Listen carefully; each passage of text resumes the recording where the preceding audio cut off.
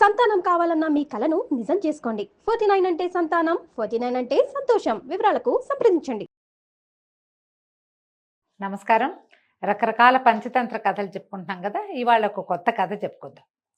అడవిలో ఉన్నట కరాళకేసరుడు అనే ఒక పెద్ద సింహం ఉండేదట. ఈ సింహం వెనకాల దూసరకుడు అనే పేరున్న ఒక నక్క ఆయన వెనకాల తిరుగుతూ ఉండేది. అంటే ఊరికే వెనకాల సెక్రటరీ లాగా అనమాట. అయితే ఒకసారి ఏమైంది, ఈ నక్క సలహాతోటి ఒక ఏనుగుల గుంపు మీద పడిందట సింహం. పడితే ఆ ఏనుగుల్లో పెద్ద ఏనుగు బాగా మదించి ఉండి ఈ సింహాన్ని చితకొట్టేసింది, ఎత్తి విసిరేసింది.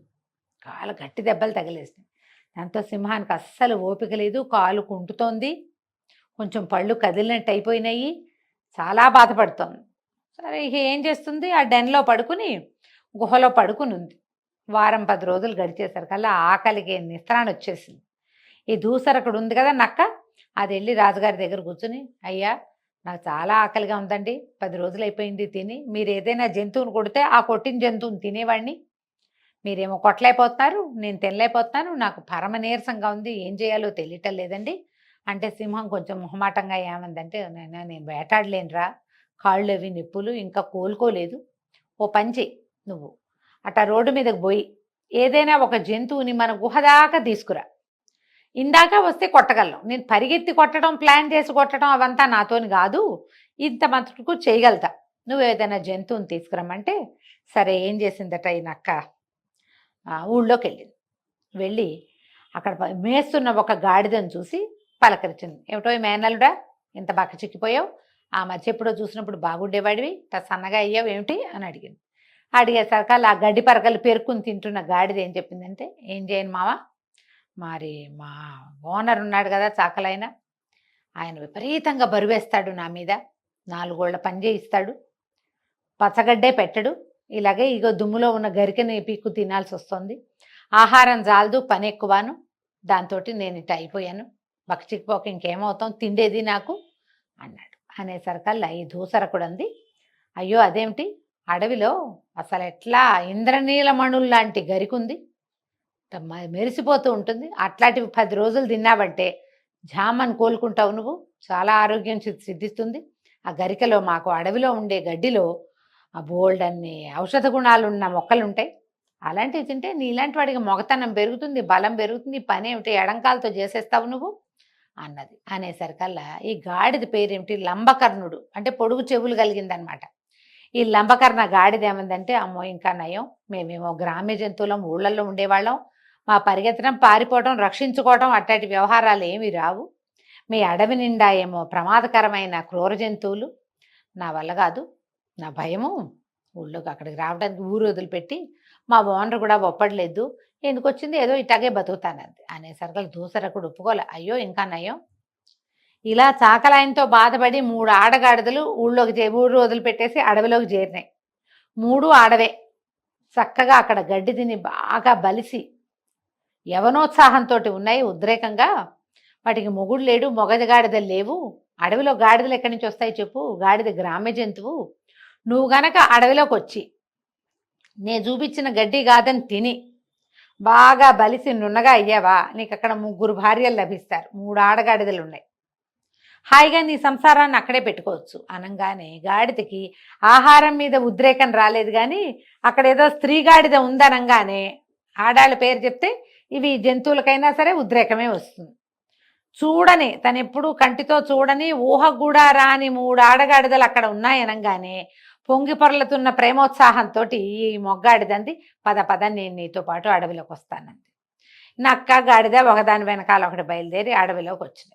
ఈ దూసరకుడు ఏం చేసింది, ఈ కరాళముఖుడున్న గుహ దాకా గాడిదని తీసుకొచ్చేసరికల్లా ఈ దూరం నుంచే గాడిద వాసన వచ్చింది, నక్క వాసన తెలుస్తోంది. సింహం ఏం చేసింది, వచ్చి గుమ్మల్లో నిలబడింది. ఈ గాడిదని చూసేసరికల్లా దాని మీదకి దూకంగానే గాడిద తప్పించుకుంది. సింహం అంత జోరుగా దూకలైపోయింది అనమాట, దానికి అసలే కాళ్ళు నొప్పులు పాపం. సరే గాడిద కాస్త పరిగెత్తుకుంటూ పారిపోయేసరికి దూసరకుడు తెగ తిట్టింది సింహాన్ని, ఏంటండి మీ పంజాలో బలవంతా పోయింది, ఇలా ఉన్నారేమిటి, ఒక దెబ్బ కొడితే గాడిద ఎంతది, ఎడంకాలతో కొట్టినా పడిపోవాల్సింది, మీరు కుడికాలతో కొట్టినా పళ్ళేచ్చారు కదా పారిపోయింది, ఇలా అయితే లాభం లేదండి అని అనగానే సింహం సిగ్గుపడింది.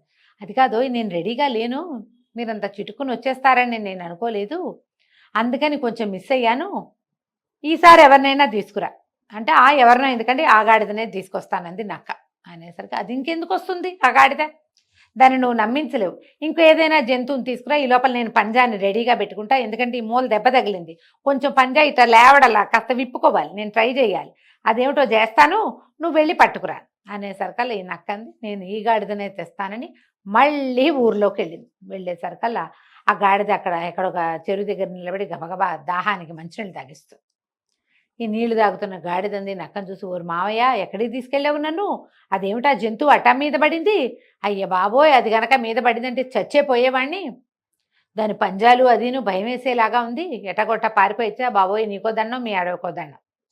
అనగానే నక్కంది, జంతువేమిటో భలేవాడివి, ఆడగాడిద అది, రాసభి అని రాస్తారు పుస్తకంలో, ఆడగాడిదా అది అడవిలో బాగా తిని అంత బలిసింది, దాది మామూలు కాలే, అది నిన్ను చూసి నిన్ను కావలించుకుందామనుకుంది, నీ అంతటి నువ్వు ఉద్రేకంతో రాకపోయేసరికల్లా అది కాస్త ఉద్రేకపడింది ఆవిడ, అంతకంటే ఏమీ లేదు, నువ్వు రారా, అంత బలమైన స్త్రీ నిన్ను వలచి పెళ్లి చేసుకుంటానంటే నీకు ఇంకేం కావాలి, ఎంత చక్కటి పిల్లలు పుడతారు చూడు నీకు. అనేసరికల్లా ఈ పిచ్చిగాడిదే మళ్ళీ నమ్మేసింది ఆ లంబకర్ణుడు, నమ్మేసి మళ్ళీ అడవిలోకి వచ్చింది. వచ్చేసరికల్లా ఏమైంది, ఈ గుహ దగ్గరికి రాగానే ఈ సింహం ఒక్క దూకు దూకి 2 పంజా దెబ్బలు కొట్టి గాడిదని చంపేసింది. గాడిదిట వెలకిలా పడిపోయింది. పడిపోగానే సింహం చెప్పింది, ఓయ్ దూసరు కూడా కాసేపు కాపలా ఉండు, నేను ఒక్కసారి స్నానం చేసి తర్పణాలు అవి విడుచుకుని వస్తాను, ఎందుకంటే 10 రోజుల నుంచి తినలేదు, మా పెద్దవాళ్ళకి తర్పణాలు విడవలేదని, సింహాలు స్నానం చేస్తాయా అని అడగండి, అది స్నానానికి వెళ్ళింది. అది పోయి నదిలో మునిగి దాని పెద్దవాళ్ళకి తర్పణాలు విడిచి వచ్చే లోపల ఇది చచ్చిపోయి ఇట్లా బలిసి పక్కకి ఇట్లా పడి ఉన్న గాడిదని చూసేసరికల్లా నక్కకి ఉద్రేకం వచ్చేసింది, పక్కన ఆకలిస్తుంది, సింహం వచ్చి తినేదాకా నేను ఎందుకు ఉండాలని చల్లగా ఏం చేసింది, మెత్తగా వేళ్లాడుతున్న గాడిద చెవులు పరపరా నవిలేసింది. తర్వాత ఈ సింహం కొట్టిన దెబ్బ గాడిద గుండెకాయ మీద తగిలి అక్కడ ఇట్లా విచ్చిపోయి నెత్తురు గారుతోంది, ఆ గుండె కనపడుతోంది లోపల నుంచి. ఏం చేసింది, మూతి లోపలికి పెట్టి ఈ గాడిద గుండెని గబగబా నవిలేసింది. తినేసేసరికల్లా ముత్తుడు చేసుకుంది. సింహం వచ్చింది.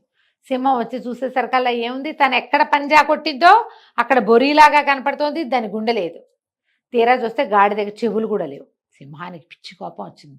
అవురవురా దూసరు కూడా నా వెనకాల ఉండేవాడివి, నేను రాజుని పెద్దవాడిని, పైగా ఈ వేట నాది, నేను తిన్నాక మిగిలింది తినవలసిన వాడివి, ఈ గాడిదకి చెవులు గుండె తినేస్తావా, నీకు బుద్ధి లేదా, జ్ఞానం లేదా, నీకు మర్యాద కూడా లేదే అని తిట్టేసరికల్లా నక్కంది, భలేవారండి మీరు, ఈ నక్కకి ఈ గాడిదకి గుండెకాయ లేదు, చెవులు లేవు, గుండె చెవులు ఉంటే ఓసారి మీరు మీద పడి పారిపోయిన తర్వాత మళ్ళీ వస్తుందా, దాని గుండె లేదు, చెవులు లేవు, అందుకే దాన్ని తీసుకొచ్చానంటే సింహం నమ్మిందట.